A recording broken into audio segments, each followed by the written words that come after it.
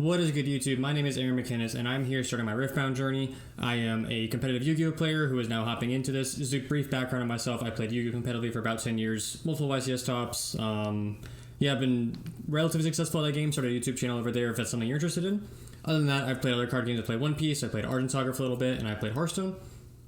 And yeah, I just wanted to use this channel and my community to hopefully help all of us and help myself learn the game. It is brand new, just came out in October, and I've thought it's been pretty cool, and I wanted to share my journey of learning how to play and get better with everyone, and hopefully y'all can point out some stuff I'm doing wrong, and just kind of a back and forth in that way. The goal of this channel is going to be competitive. That's kind of just like how I enjoy TCGs. I don't really enjoy playing casually too much. I do other hobbies for that, so I'm going to be prioritizing the competitive aspect of the game. Helping some friends prepare for Houston. If I end up getting it off the wait list, that'll be next for me. But otherwise, we'll see what events pop up, and hopefully I'm able to get into them in the future. Yeah, so this is my first tournament I've ever played in. I've got some other gameplay from testing sessions that I may post in the future, but this is round 2. My first round was against a Lux duelist, or I don't know what they call him, summoner. And this is against, actually, it's like one of my other really good friends from Yu-Gi-Oh, Fritz, who has his own commentating for this game. I'll post the channel that he's on down below. And I'm going to hand shuffle a lot, just a heads up. I'm a Yu-Gi-Oh, or like a TCG player. It's kind of just normal. So this is my maybe third time ever playing Kaisa. I've played whatever, maybe 6 or 7 games total up to this point. I think the deck is very strong. Obviously, if you've been following China and just all the early meta, I think it's a very easy top 2 or 3 deck, if not obviously a clear number 1. It is very consistent. It does its game plan often, and it has a lot of cycle. The Kaisa hero is very good, and you're able to just play a lot of very good cards. I'm still learning the card pool, so I'm not going to be super knowledgeable on the capabilities of everything, as you're going to see between this video and the next one. I'm still learning a lot of the card pool. I'm relatively familiar with my deck and some of the cards that Yi plays, but overall, when it comes to other yellow that we'll see here, and but other decks that aren't other cards that aren't super obvious to the Aurora matchup, I'm gonna be pretty clueless. So I'm gonna make some plays that are definitely very questionable, and we'll be able to highlight those. And obviously my camera and stuff will get better over the course of time. This is kind of me just throwing it together last minute because this is someone who I felt comfortable recording with. I'm not gonna do it all my matches. And he was pointing at the battlefield right there because I'm still learning game mechanics, and the battlefield mechanics, from what I've been told, are not mandatory. So the effect of his battlefield, I don't know the name of it, to gain a victory point at the start of the game is not mandatory. So you both have to consciously declare game 1 point. And he's playing the Darius deck, if I remember correctly, which is a pretty unit focused aggro deck, and I'm playing Kaisa, which is a spell focused removal deck. So in theory, if he doesn't get too tall too quickly, I should be able to kind of clear it up and outvalue him over the course of time. But obviously, if he's able to do stuff with a card that is built around this deck called Hook, I don't remember the exact name, but Hook is tribute a unit, summon a guy from deck, and there's a really good card called Draven, which is a 5 might 3 or 5 cost 3 might unit. Hook will summon it from deck, and it will just apply a lot of pressure because it gains 1 additional might per victory point that you have. So here on my second turn, I throw Student up to get 1, restand some 2 of my runes. I'm going to call it mana, I'm going to call it runes. I may call it Dawn at some point, I'm sorry, so I'll hopefully get better at that over the course of time. But yeah, so I recognize that he's trying to fight for board, and I'm just going to try and fight back, and obviously when I get to restand 2 runes, I don't remember my hand completely. I think I may have a recall, and if that's the case, then I can use it to keep Kaisa in rotation, because this card is how you maintain advantage in terms of card economy, and able to apply a lot of pressure. So yeah, we have recall in our hand. The other option we could play is probably another student, but if we're going to push up our student on board, then I'd rather just have a bigger threat next turn, and we also can just Falling Star next turn to help fight back for board. Also have Stupefy, obviously, to help keep student alive. So I think this is a pretty solid play, and we're on, if I remember correctly, the 4, so we went first. So we'll be on 6 mana next turn. And yeah, he is just yeah, so I think this is also a deck that he is kind of fond of, but from his experience today, it was not his favorite. So he's going to put a lot of pressure going up into the other battleground, and play Hook, which will then baited Hook. So kill a friendly unit, look at the top 5, play a unit from among them that has might up to 1 more than what you've destroyed. So His goal is to get Draven off of this. There's a card called Vayne, which if you're familiar with League of Legends, like this is obviously all based off of that. So a lot of the champions are going to be the primary power cards that you're playing with. Yeah, so he baited hook, and I'm just kind of learning how it goes. So it's going to destroy like kind of effectively for cost. If you're familiar with other card games, which he doesn't do. But that's again, we're all learning and trying to understand sequencing and how the plays work out. So he plays. I don't remember specifically what he plays here. Hopefully it gets shortly.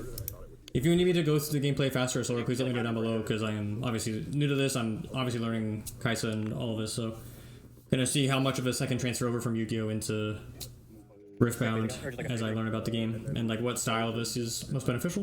Okay, so as long as you have played a card already.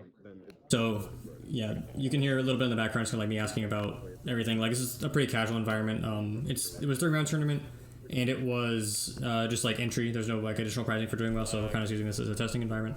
So he full commits to his board, which I don't know if this is like incorrect or not, but like when you're playing against removal and he's tapped out here, it seems a little bit concerning from my perspective to like full send here when I can just like Falling Star, clear, whatever. I think he has like a 3, a 2, and then 2 tokens.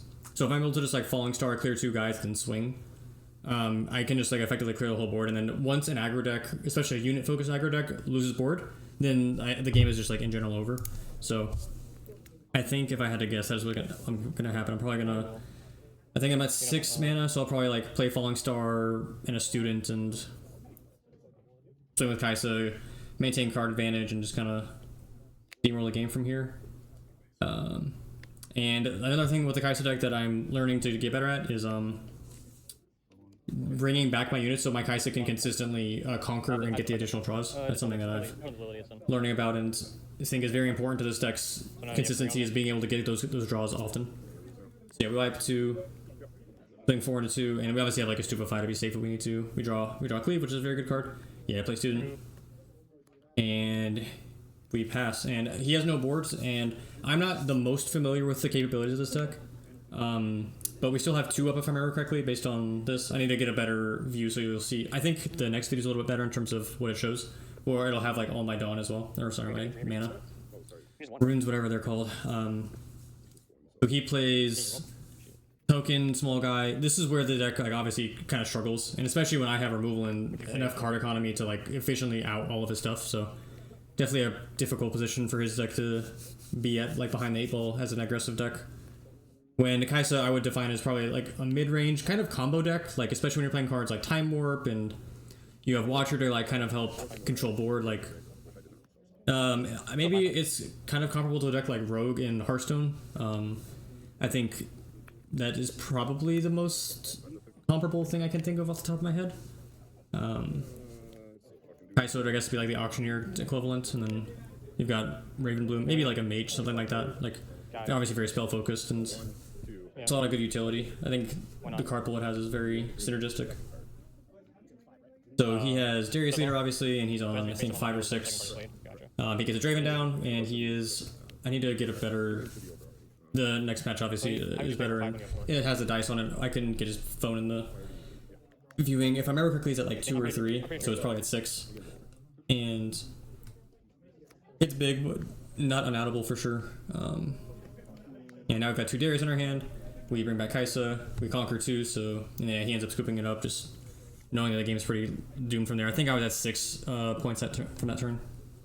And I was going to kind of speed through the siding, but I don't want to gloss over it completely because this is my first time siding with the deck, and I kind of wanted to figure out what was good.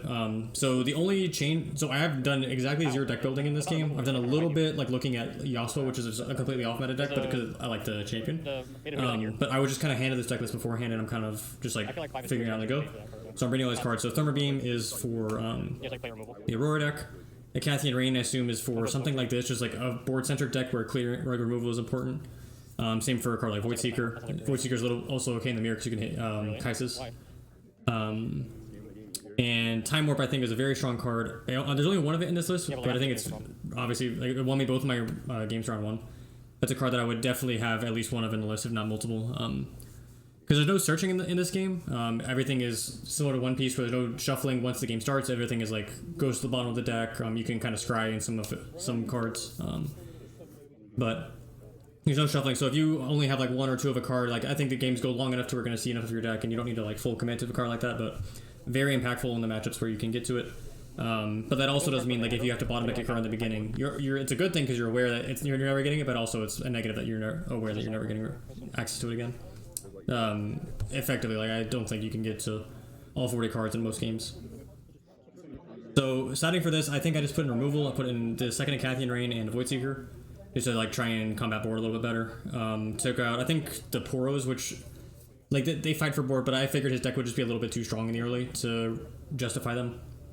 And I'm unfamiliar with his card pool to know if there's something that kind of mitigates my good cards.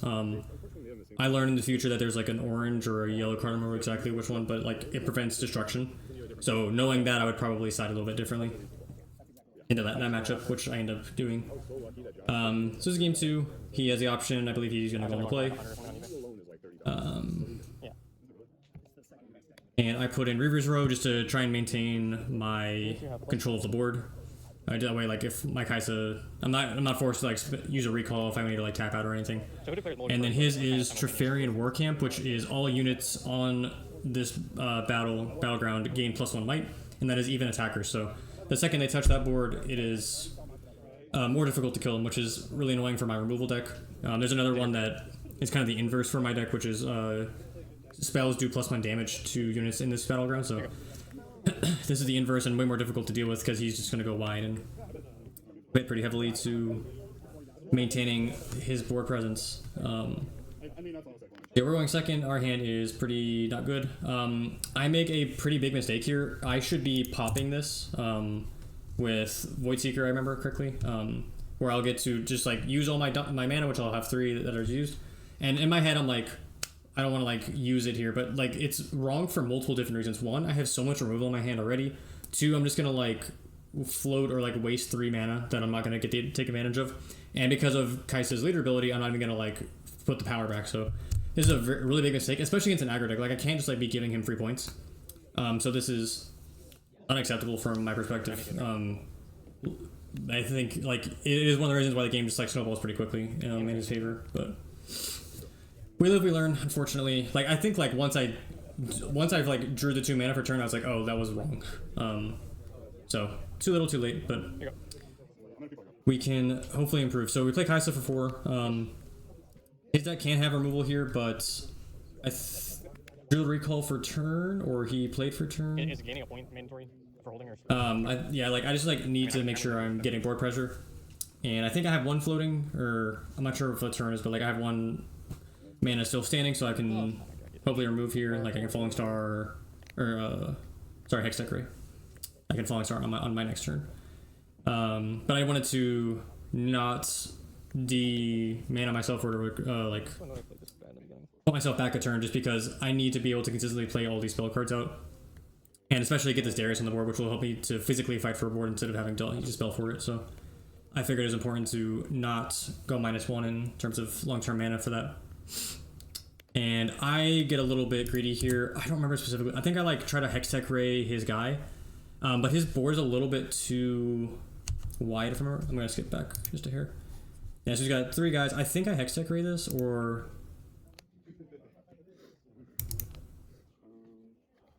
yeah, Hextech Ray. Yeah.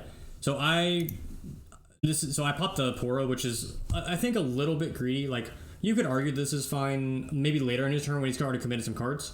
Because I had experience in a testing game where like I did that, and I think maybe it was like Kaisamir, and I was like, oh, this seems pretty good. But against the aggro deck where the points already matter, and he's going to be at whatever 3 at the end of this turn, I'm not going to be gaining too much advantage. And his deck, which I'm unfamiliar with, but like obviously I'm playing a red deck, like he can obviously have this on the card pool available to him. Just like allowing this card to get removed is a mistake. And again, unfamiliar with the card pool, what the Darius deck plays, so there's a decent chance that I don't do this moving forward. But now I'm tapped out completely, and he plays I think it's got Calder-Wrath or something like that, where it's like both of us destroy a unit, and he's playing a token deck, so he can just pop a token out to get rid of my Kaisa, and I'm now very far behind. So if I have recall in my hand there, I get to ramp 1 and then also keep my Kaisa in rotation, which is very important for maintaining cards. I would still be in an unfavorable position, but now on my next turn I can just like play Kaisa, untap, like deramp myself one, which I gain for free off of the recall, and then fight for board that way, get the draw off, and still have board presence that way. But unfortunately I do not, and I get punished pretty hard. And now he's got Hook running. I think that is a Vayne. He's got one standing, and I think we're up to 7 now. We draw, I think we go for like Darius Falling Star, if I remember correctly, something like that. I think the unit that he has in War Camp, oh, we can't, because that is a 4 because of his +1 buff and War Camp, so it is a 4-drop now. So we can Void Seeker it, we can probably like Darius Cleave, I don't know. I think we like need to develop the body and maintain board presence, but we're obviously not too happy because if I remember correctly, this is 7, 2, 4, 5, 6, 7, yeah. So we've got 7 mana to work with, and Darius is 5 of it, so I thought that's 6. we can Darius, we can Hextech Ray, or Cleave, yeah, choose to Cleave. Just to make sure we get all of that. Bodies out the way, and if I remember correctly, I'm at 1 or 2 now. Unfortunately, I don't have the dice up to track. I need to make sure I'm on top of that, but this is a deck that I was borrowed and I don't have dice on me, so. Also hurts when you're using your camera or your phone for the camera, so gotta be more prepared so we can track a little better. So we've got 1 mana floating, we've got this recall, and we've got a lot of removal, but removal doesn't do too much in the situation. Yeah, we're in a not great spot because he just has board presence, and we have a little bit of removal, but like it's kind of inefficient. Like we're deramping ourselves a fair bit, and like we're also not just like maintaining the board, which is important. So, because if eventually if he's playing a unit deck and we run out of removal, he's just going to be able to get enough points over the course of the game that we can't stop it. So. He's deciding now whether or not to use Vayne's ability, which is to tap 1 and bounce it to hand. I believe he chooses to do it, but I think after the match he says this is a mistake. He's like needs to maintain the board presence. So you need like the little like colorful runes. And this is me asking about like game mechanics, because a lot of the cards that I've read have been you pay power to use a unit's ability. Vayne is one of the few exceptions where it's you tap a mana, which is it was like something new that I hadn't experienced, so I was trying to see if there's like a generalization I can make from it, but apparently it's not. Like there is both unit cost and also like deramping or whatever it's called. We recall our Darius here because we don't have any other units, and it's really important for us to have something here. Also, recall's not going to get too much value from us moving forward. And honestly, in his shoes, I don't remember if he floats 4. He plays another Hook. So maybe he could argue to like play Vayne and try to use it, or like if he doesn't bounce the Vayne, he can just like use the other Hook. And then like maybe Hook twice in the situation to try and keep bodies in the rotation, because like once he gets one guy that hits a token or whatever, he can like then start sacking off the tokens to get units out of the way. So that would probably help his game plan a little bit more. So I played Darius in pass. We've got a little bit of removal. We're not obviously happy with the situation, but could be way worse. And if he has another Call to Wrath or whatever here, like we're just gonna kind of extend the handshake, but I don't think I can afford to just like float 9 and pass, like, because especially if I draw a card like maybe Time Warp or Walker and I'm not able to play both in the same turn, I think it's going to be pretty detrimental to me. Because if I draw Walker, I think I'll be at 10, 11, something around there, so I can Walker also use as removal and then hopefully take over the game. Yeah, we are just kind of vibing, and I think Fritz like. I'm not sure if he's like, I think he's still new to the deck, he's learning how to play his deck. But like, if you're playing from the Draven perspective here, I think you can reasonably assume that like my hand is like removal, a little bit dead, maybe like a Walker. But even after a certain point, like I would maybe just like play it for tempo, because his board's not going to get too, like, if it's like a Draven where it's like an 8-drop, like Walker may help me clear it, but like it's also just like a very expensive turn if I do that. There's a chance I just play it to like try and like apply pressure because he's in a low card economy spot and I'm trying to win the game. So I think he goes, I don't remember exactly his line here, but I think he gets a little frustrated, like I have double Falling Star, which obviously is like lucky on my part. Card's very good in the matchup. He's playing a lot of low to the ground units, and having that removal is important. But there's maybe a chance for him to maybe read into it, make a different play. Again, like aggro deck, you don't have the highest card economy. Maybe he's making some. He's just kind of like playing what he's forced into. But whenever I'm in this situation where I'm not playing a lot of these, like I'm just kind of like sitting here, like playing with myself and my Darius. I think you can imply that there's a fair amount of removal in my hand. And that's why I force myself onto the Reaver's Row. That way, like, if he swings in a Darius, I'm able to protect it. And, like, bring it back. Maybe you could argue I'm supposed to put it on War Camp, just that way he is forced to swing into it or, like, tries to avoid it. But I think that's more negative, because, like, now he's able to put token on War Camp. It's now at 2, and then whenever he hooks, he can hit a 3-drop, which is Draven. So maybe I'm supposed to put it on the War Camp to prevent that. I think I am supposed to, because I also just have removal to protect Draven, like I said, or my Darius. I've got 2 Void Seekers, like you can see, and 6 up, so I can be a little bit more protective of that. And I think this is just, again, learning the matchup, learning what all these cards do. This will come with time, but yeah, like knowing which battleground to go for, like when you're able to make those sacrifices, what you should be prioritizing in the matchups is gonna take some time. I don't even know all of the battlegrounds. I haven't read them yet, so that's something I need to go through and just kind of like understand the card pool. I think that is one of the big ways that you can take advantage of like the early game that you're playing, is just like knowing more about it than your opponents. Like everyone's gonna make technical mistakes because the game isn't fresh, right? Like I've been playing the game for maybe like 2 weeks at this point, maybe 3 if I'm being generous.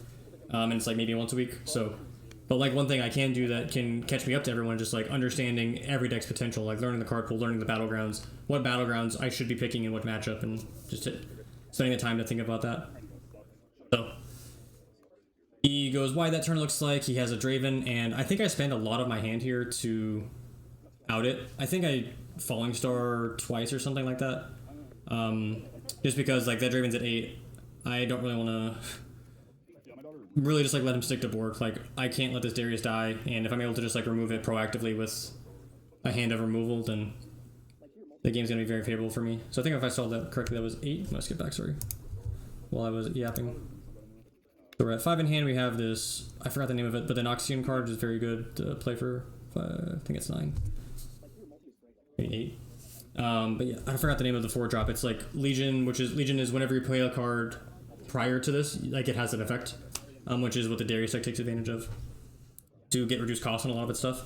And that unit is a 4-drop. If Legion play for 2 less. So very good. So I play it. So I Darius back by tapping.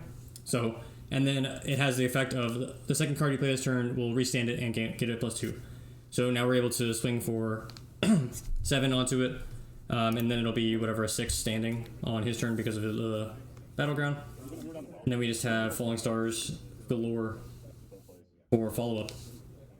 Noxious Hopeful was the name of the 4-drop that I was referencing. So he plays Vayne, gets it out there into Reaver's Row. Yeah. And I think this time he chooses not to do anything about it.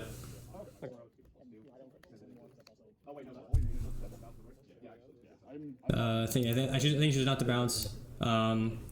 And he tries to play a 4-drop, which luckily I catch. That was like one thing that I remembered about the card. He's like plays a 4-drop, and I'm like, that you have to play a 3 or less, which he catches. But he has a Draven that he hits off of it, which is also very good. From if I read the card that he was summoning instead correctly, it like just played Draven from Trash, which is obviously just very good.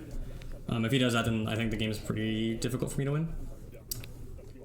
And if I remember correctly, I think I'm at like 5 or 6 points. This is like a big mistake that I don't have this up, so I'll probably like track it myself so I can be more helpful moving forward. So his board now is Draven, which is a 8-drop. I think if I remember correctly, it was at 5 points for him, and then a 2-drop and a token.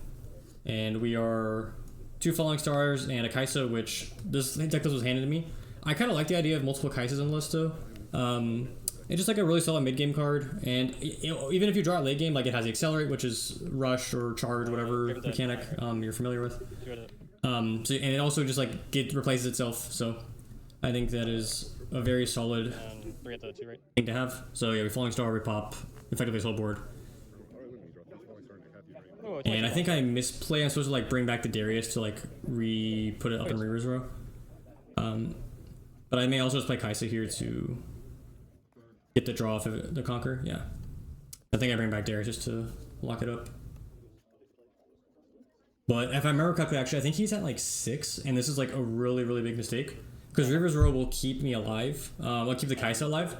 But if I remember correctly, and I don't think you can hear it on the recording, but he said something like, I've got like 8 live draws, and I didn't really consider the fact that like he's at, I think, 6 or 5. I think it's 5, 6, or 7. But like, I'm pretty sure that like I need to like just like maintain the board presence here. And I'm playing the Kaisa deck. I'm used to just like kind of needing to save my units for the long game, and like sacrificing points here and there is generally not like a big deal because I have so much removal.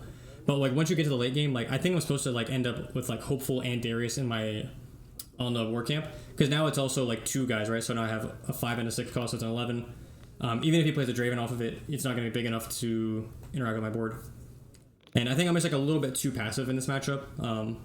When his guys in general are pretty small, like and I don't think he has too many buff spells in his deck from what I've noticed.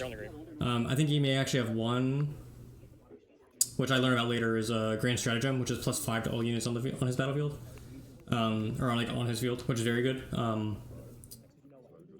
So yeah, there's a little bit of buffing that he can do, but it is, I think, like a finishing play, not like a consistent, like the green decks where they have On Guard and what's the Stamina, I think is the name of it, like the +2 draw card.